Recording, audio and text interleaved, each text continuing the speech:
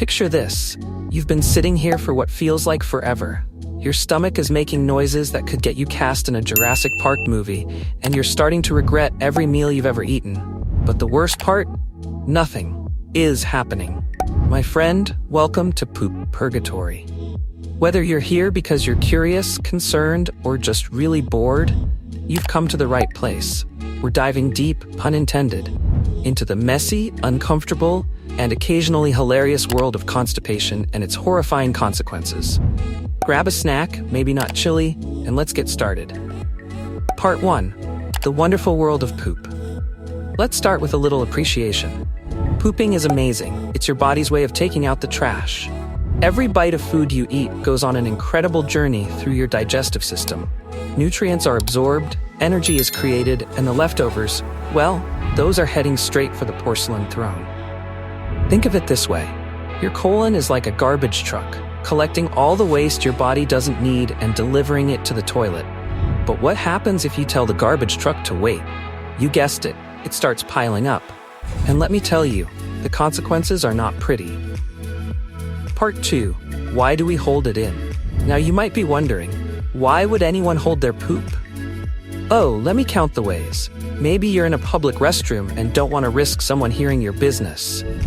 Maybe you're stuck in traffic, praying for the strength to make it home. Or maybe you're just thinking, I'll deal with it later. Here's the thing. Your colon doesn't care about your schedule. It's like, hey, we've got a job to do, and if you ignore it, it starts to retaliate. The longer you wait, the harder it gets. Literally. Part 3. What happens when you wait too long? When you ignore the urge to poop, your colon gets to work absorbing water from the stool. The result? Harder, drier poop that's about as fun to pass as a Lego brick. First, it's just uncomfortable, but if you keep holding it, things start to escalate.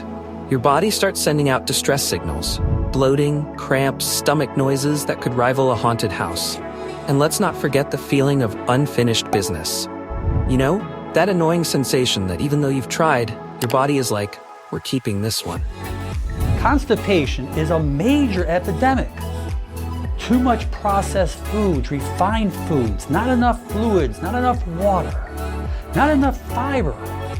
The list goes on, but the most important thing is that you must get it out. Otherwise, it's going to cause more problems.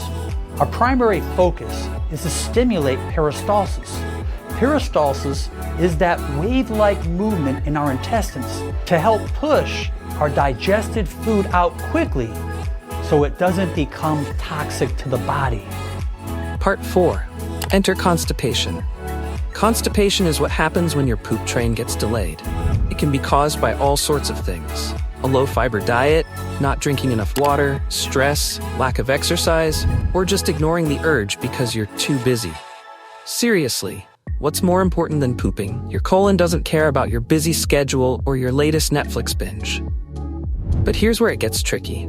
If constipation sticks around, it can lead to something much, much worse. Part 5. The horror of fecal impaction. Let me introduce you to your worst nightmare. Fecal impaction. This is when your poop gets so hard and backed up that it turns into a literal boulder. At this point, no amount of straining is going to help. You're officially in uh-oh territory. When this happens, you might experience nausea, vomiting, and even fecal leakage. That's right. Your body might try to sneak around the blockage by leaking liquid stool. Fun, right? Oh, and let's not forget the pain. Fecal impaction is like your colon's way of saying, you did this to yourself. Part 6. MEGACOLON. The final boss. So let's talk more about MEGACOLON, the ultimate showdown between you and your digestive system. Imagine this. Your colon has been holding onto so much stool that it starts stretching like an overinflated balloon. At first, it's just uncomfortable. But as it keeps filling up, your colon is like, I can't take it anymore. If left untreated, the colon might rupture, which is about as fun as it sounds. All that poop and bacteria leak into your body, causing a massive infection called sepsis. And let me tell you, once poop enters your bloodstream, it's game over. Literal game over. Imagine going to the hospital and explaining to the doctors, yeah, I died because I held in my poop. Not exactly the legacy you want to leave behind, is it? And let's not forget the irony here. All of this could have been avoided if you'd just taken 5 minutes to visit the bathroom. 5 minutes, people. That's shorter than a YouTube ad break. Part 7. How doctors save the day. Alright, so you ignored all the warning signs, and now you're in full-blown poop crisis mode. What happens next? Well, it's time to call in the professionals. Step 1. The doctor will probably start with an enema or a strong laxative. If your stool is close to the exit, this might do the trick. But if it's farther up, things get a little more personal. And by personal, I mean manual disimpaction.